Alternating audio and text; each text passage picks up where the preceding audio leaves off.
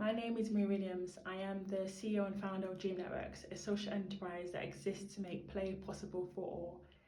I'm also a UK design expert and a play academic who focuses on how we can democratize and decolonize outdoor play.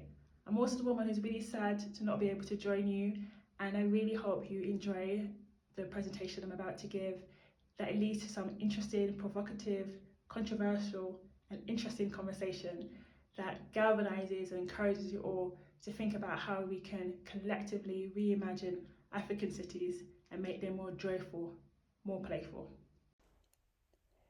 So for the next 10 minutes or so, I'm going to talk about reimagining joy. And reimagining joy is another way for me to say, how do we reimagine play? So at Dream Networks, we are in the business of making play possible for all. Our focus is really play equity. And we really hope to break down the power structures that have prevented certain groups of children from playing by seeing how we can design with children themselves so that their play spaces are centered on children's lived experiences as opposed to ways of thinking or design plans that have been produced by a designer or even a researcher. We really focus on equipping and enabling the child's voice and agency in design to be able to actually help us reimagine how play looks, because our play spaces are designed based on what they've imagined. And we do that through really centering on local connections, working with schools, working with community groups, understanding what play materials are available, and then trying to see how we can create inclusive spaces that are based on lived experiences, that are based on multi-sensory engagement, that step outside the mindset of what we see or perceive in a playground. So I did say it's going to be playful. So the first thing we're going to do is do a game. So I want to ask you, what's wrong with this picture? And that's a really broad question, so forgive me. But yeah, what's wrong with this picture?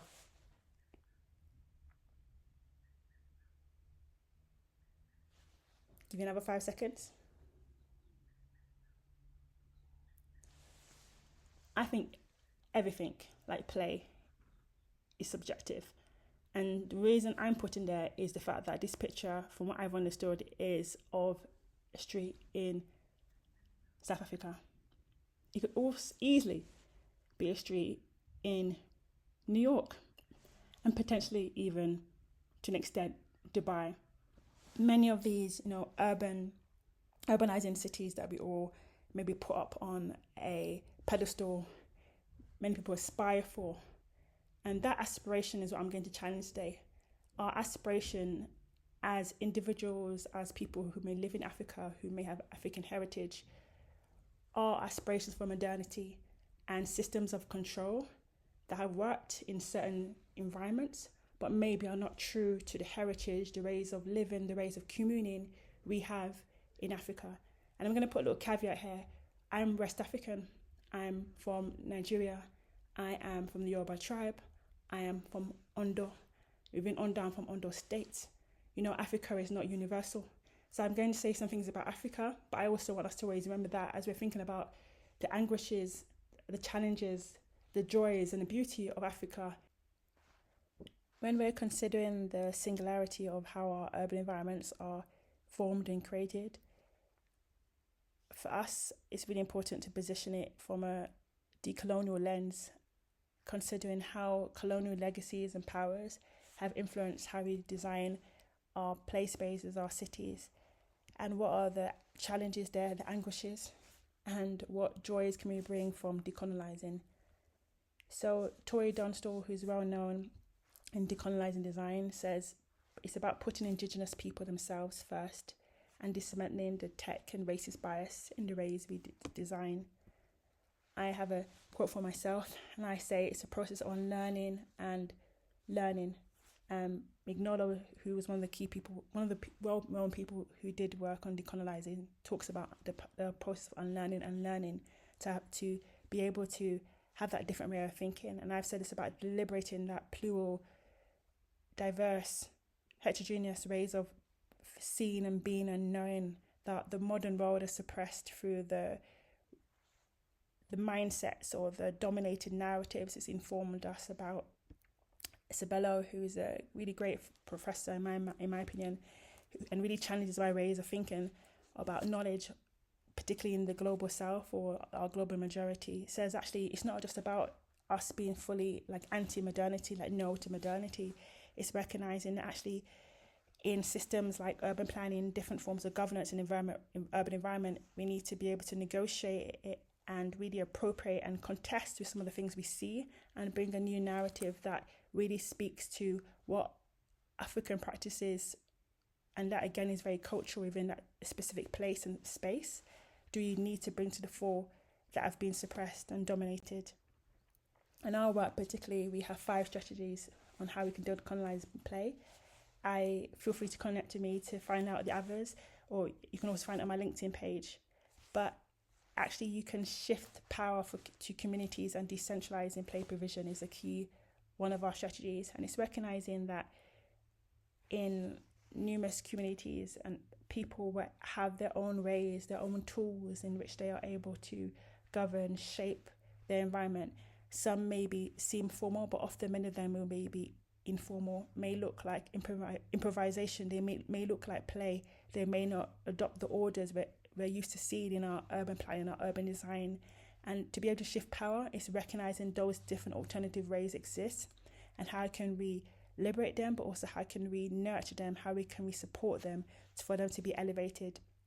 And that's a key part about decentralizing the play provision, not relying on top-down methodology, or not even relying on public participation. That is again quite exclusive, but instead of trying to amplify the way people themselves naturally work, and seeking ways to work with communities to create things like play provision.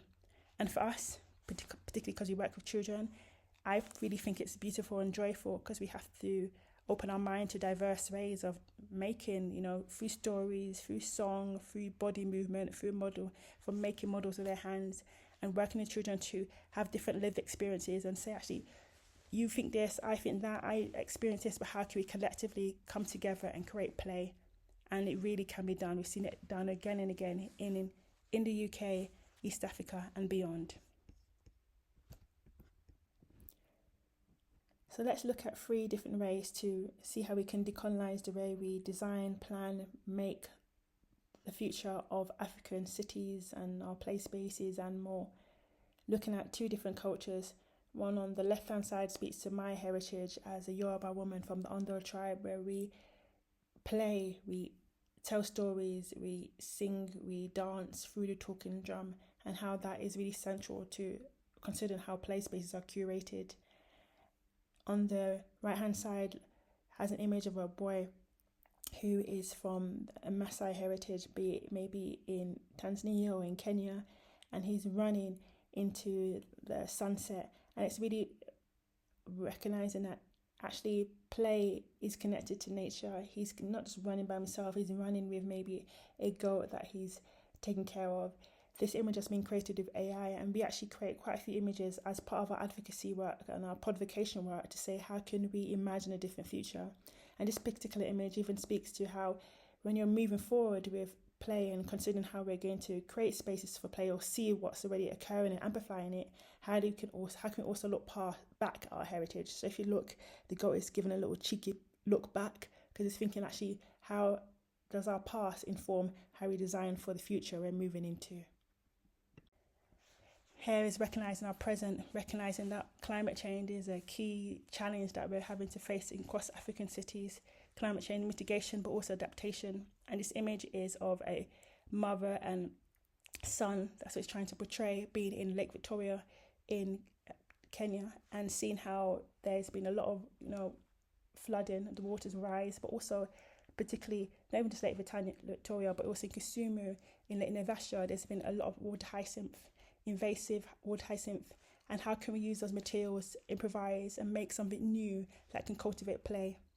The image on the right hand side speaks to inequalities that we see in our present, even as we're designing African cities. Who's been left behind, who's been missed out? And this is really speaking about gender. Like a girl has hair, she's able to have a hula hoop, but she's still behind barbed wire. How can we push the boundary on that in terms of the way we design, as we design and make as a key part through lived experiences?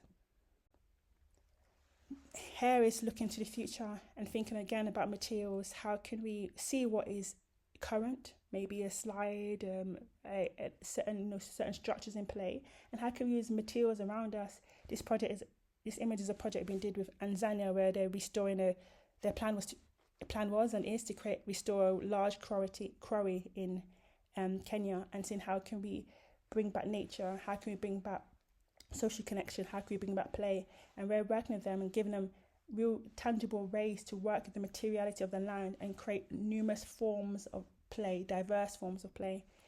The image on the right is more of a provocation, and it's saying right now, often when I take my children to play spaces, there's bouncy castles. Bouncy castles are great to an extent.